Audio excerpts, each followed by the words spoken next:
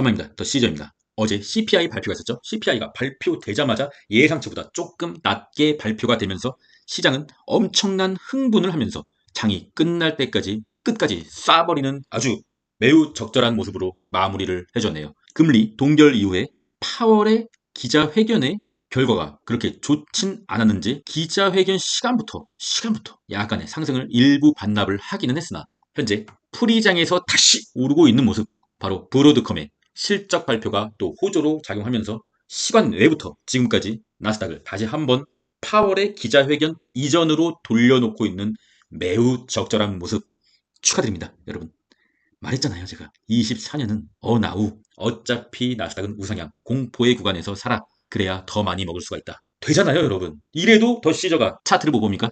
오랜만에 한번 갈게요. 아직도 더 시저가 주식을 할 줄 모른다, 입만 나불나불대는 무지런이다 라고 생각하시는 분들은 구독, 좋아요 부탁드립니다. 감사합니다. 파월의 기자회견은 7월 FOMC에서 할 수 있는 최선은 9월 인하 조치 기반을 마련하는 것이다. 금리 인하에는 더 많은 데이터가 필요해서 7월 연준 회의에서 금리 인하를 결정하지는 않을 것이다. 한마디로 7월 달에도 동결이다라고 말하고 있죠. 그리고 점도표를 찍는데 올해 한 번 금리 인하, 내년에는 연말까지 4번 1%의 포인트 인하가 대세라는 결과가 나왔습니다. 결국 금리 인하를 하긴 한다는 거죠. 결론은 금리 인하는 올해 9월 실시 0.25% 실시 예정이고요. 매파적인 뉘앙스는 없었고 모두가 예상한 발언. 파월은 신중하다. 하지만 파월은 바이든의 편이다. 지금부터 시저의 뇌피셜입니다. 11월 대선을 앞두고 가장 큰 효과를 발휘하려면 대선이 임박한 9월에 금리 인하를 하고 미국 주식은 11월까지 마지막 피날레를 쏘지 않을까라고 생각하고 있습니다. 우리가 크게 익절을 해야 될, 물론 3배 레버리지죠. 3배 레버리지를 크게 익절해야 되는 시기는 바로 11월이다. 그때까지는 여전히 매매의 방법은 똑같습니다. 너무 급등했을 경우엔 약간의 분할 매도, 또다시 21선을 터치하는 흐름이거나 좀 더 급락했을 때는 다시 매수, 계속적으로 자산을 늘려가는 시기는 올해 11월. 왜냐하면 파월이 9월에 금리 인하를 단행하고 바이든의 대선을 위해서 바이든의 비둘기로 변신할 거기 때문입니다. 아직 끝나지 않았다. 우리의 존버가. CME 패드워치는 9월 달에 금리 인하 확률을 다시 한번 56%로 올리면서 확실하게 9월에는 금리 인하를 할 것 같습니다. 공포지수 47, 여전히 매가리가 없네요. 이게 좀 이상한데요. 롱의 보조지표 다우지수 매가리가 없고요. S&P, 나스닥 모두 볼린저 밴드 상단을 뚫어버리는 볼린저 밴드 둥둥이 나왔네요. 제가 항상 강조드리는 게 있죠. 볼린저 밴드는 주가가 다니는 길이다. 항상 볼린저 밴드 상단, 하단 안에서 캔들이 움직인다. 하지만 볼린저 밴드 상단을 뚫어버리는 둥둥이 나오면은 반드시 단기적으로 볼린저 밴드가 위로 올라오든지 아니면 캔들이 내려오든지 볼린저 밴드 안으로 들어오고 다시 한번 갈 길을 간다.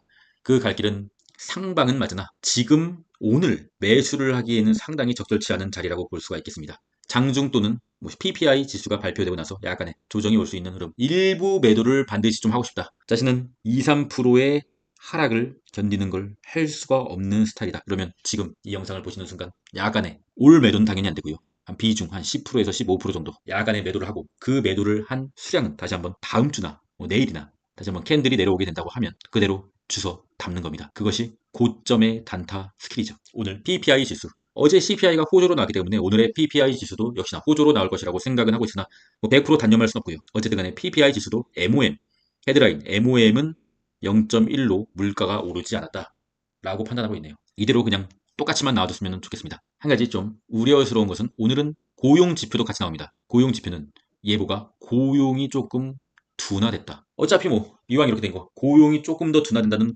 수치가 나온다고 하면 풀이장에서 또 한번 난리가 날 것 같습니다. 어쩌면 그때가 단기적인 일부 비중의 매도 타이밍이 되겠죠. 브로드컴 어제 알려드렸고요. 오늘의 장 후에는 어도비가 실적 발표를 하고 있네요. 푸드크로션 0.70, 0.6자가 보이면은 약간의 분할 매도 3배 레버리지니까 괴리율이 심하니까 필요할 것 같습니다. USB, CFD, 나스닥 지수 차트 일봉입니다. 볼린저 밴드 둥둥이 떴죠. 여기서 오늘이나 내일이나 다음 주에 하락을 하더라도 다시 볼린저 밴드 안으로 들어오는 흐름을 보이더라도 장기 상방 추세의 저항선, 이 선을 지지를 받고 다시 한번 오를 수가 있다. 그러면 그것이 썸머의 랠리다. 슈퍼 랠리가 나올 수가 있다. 초긍정적으로 말씀드리면 그렇게 되는 거고, 상황이 좋지 않으면 다시 한번 21선 맞으러 가는 거죠. 그러면 21선 맞으러 가면 또 매수하는 거예요. 분할 매수, 분할 매도, 한방 매수, 한방 매도가 아닌 분할 매수, 분할 매도만 하면은 절대로 주식으로 돈을 잃을 수가 없습니다. 우리가 걱정해야 될 것은 주식으로 돈을 잃는 것이 아닌 우리의 수익금이 조금 깎이거나 더 많이 벌지 못하는 것을 걱정해야 되지. 더 CJ의 가족들은 절대로 돈을 잃을 걱정은 하지 않는 것이 우리의 자세죠. 너무 잡소리가 길었네요. 죄송합니다. 환율 체크하겠습니다. 조금 우려스러운 것은 환율이 오른다는 거. 환율이 좀 내려줘야 오늘 밤에도 초강세의 장이다 이렇게 생각할 수가 있는데 환율이 좀 오른다는 거. 좀 경계해야 되죠. 항상 모두가 이렇게 환희에 찼을 때는 경계해야 되는 자세가 필요해요. 그래서 현재는 그냥 보유자의 영역이다. 오늘 밤에 추가 매수를 할 자리는 아니다. 라고 생각하고 있습니다. WTI 검정색 저항선을 자꾸만 깨주려고 하는 움찔움찔하는 모습. 뭔가 좀 신호가 나오면은 국장이 그 종목 한번 공략해 보도록 하시죠. 태클의 주봉입니다. 여러분, 세배 레버리지가 여러 종목이 있죠. 먼저 대표적으로 TQQQ, 그 다음 SOXL, 속슬, 불즈, 그리고 FNGU, 팡구라고 부르죠. 네 종목이 가장 유명한 세배 레버리지고요. 이 태클이라는 종목은 TQQQ와 무빙이 거의 비슷하나 약간 거래량이 조금 적고, 거래량이 적다고 해서 우리가 거래를 못할 수준의 거래량은 아니고요. TQQQ보다 조금 적다. 거의 무빙은 비슷하다. 하지만 이 종목이 유일하게 지금 21년의 전고점을 어제부로 돌파를 해서 깨버렸어요. 더 시저는 그것을 알고 매수한 것은 아니다. 어쨌든 공포의 구간에서 태클을 매수해서 단기적으로 한 45% 정도 찔끔 먹고 있다. 45% 찔끔 먹었는데 수량이 많지가 않아요. 하여튼 먹은 건 좋은 거잖아요. 상당한 좀 큰 용돈을 벌고 있는데 이 태클을 오늘 밤 100불이 돌파할 시에 좀 매도를 해야 되는 것인가, 뭐 그렇게 좀 고민을 하고 있습니다. 고생하셨습니다, 멤버십 여러분들. 이젠 자유예요. TQQQ 역시나 볼린저 밴드를 뚫어버리는 둥둥. 제가 좀 싫어하는 캔들인데요. 그냥 천천히 볼린저 밴드를 이렇게 차츰차츰 그냥 찢고 살짝 조정, 찢고 살짝 조정, 이런 식으로 좀 갔으면 좋겠는데 이렇게 극단적으로 가면은 이게 좀 단기적으로 수익금이 깎일 수가 있는 차트다. 단기적으로 좀 조정이 나올 수가 있는 차트다. 급등을 한다고 마냥 좋아할 수만은 없다. 뭐 그렇게 좀 정리가 되고요. 하지만 뭐 오른 것을 싫어할 수는 없으니까요. 어쨌든 간에 축하드립니다. 속슬 축하드립니다. 불즈 황제 넘어가도록 하겠습니다. 믿고 있었어. 테슬라. 이 문제는 참 테슬라인데 테슬라가 뭐 주총이 끝나고 뭐 어쩌고저쩌고 해가지고 프리장에서 조금 오르고는 있네요. 187불. 제가 어제 영상에서 말씀드렸다시피 저는 테슬라 본주를 한 주씩, 1주씩 좀 많이 내렸다 싶은 날에 한 개씩 그냥 계속 샀어요. 거의 맨날 한 개씩 샀다고 봐도 무방할 정도로. 왜냐면 계속 내렸으니까요. 어쨌든 저의 본주 테슬라는 양전을 하긴 했는데 그래도 이 뭐 양전을 하긴 했을 뿐 뭐 크게 수익인 상황은 아니죠. 여전히 테슬라는 못 났습니다. 못 났고요. 이때의 강력한 갭. 주식에는 이런 말이 있습니다. 갭은 반드시 메우고 간다. 어제부로 이 갭을 메우고 다시 한번 급등을 한 거죠. 주총에서 뭐 좋은 상황이 나왔는지 뭐 그런 호재로 올랐다고는 해석하고 있는데 차트상으로 볼 때는 갭을 메워서 오른 것일 뿐입니다.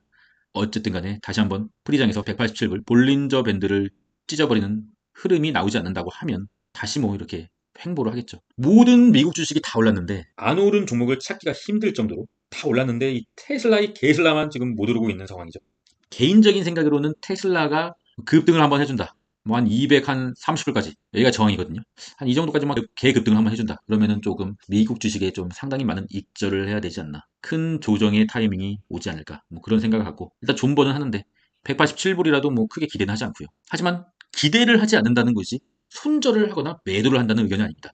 홀입니다. 조세 보조지표. 마음이 좀 아프네요. 조세 보조지표. 아무리 쇼시라고 하더라도 이거는 조금 심한 게 아닌가. RSI가 24고요. 통상적으로 지수의 차트일 경우에는 그래도 RSI가 30 이하로 내려가게 된다면 약간의 기술적 반등도 주는데 무려 24. 조만간 뭐 하루 이틀 내로 약간의 증시의 조정이 올 수는 있을 것 같습니다. 너무나 숏이 심하게 내렸기 때문에 조금 단타로 들어가고 싶은 차트가 좀 도래한 것 같습니다. 신중히 한번 생각해 보도록 하겠고요. 다만 키움전사의 일간 순매수에서 속스 S가 1등이다. 상당히 좀 마음이 좀 놓이는 상황이긴 하나 이 순매수의 현황은 언제든지 급격하게 바뀔 수가 있기 때문에 항상 실시간으로 예의주시하고 있습니다. 코인의 공포지수. 코인이 좀 좋지 않아요. 70이고요.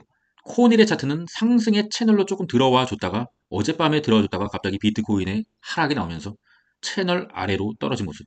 빨리 좀 복귀를 해줘야 되는데 그래도 뭐 홀딩입니다. 전량 홀딩입니다. 말하는 매가리가 좀 없어졌고요.